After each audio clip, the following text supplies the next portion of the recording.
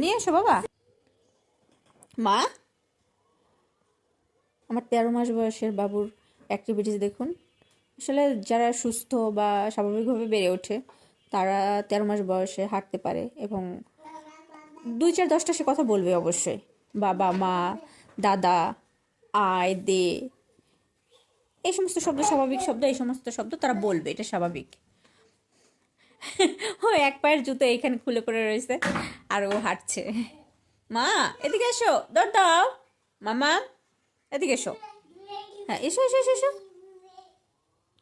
ও খুব প্লেফুল একটা বাচ্চা।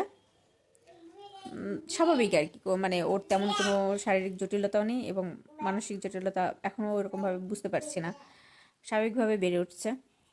কিন্তু ওর মধ্যে হচ্ছে একটা জিনিস আছে, সেটা হচ্ছে ও টিভি দেখতে পছন্দ করে।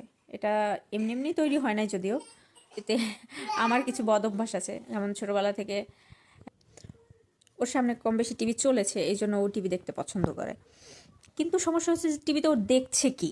মা, এদিকে এসো। ও টিভিতে যখন দেখে তখন ও অ্যালফাবেট এবং নাম্বার কাউন্ট এই জিনিসগুলো বেশি পছন্দ করে।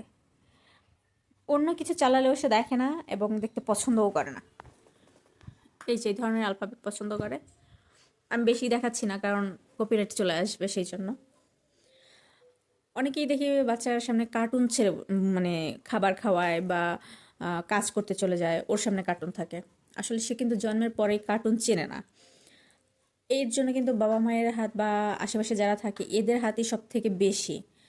কারণ ছোটবেলা ওই চ্যানেলেও চিনতো না, ও কি করে চিনলো, এটা হচ্ছে মানে সব থেকে বড় ফ্যাক্টর।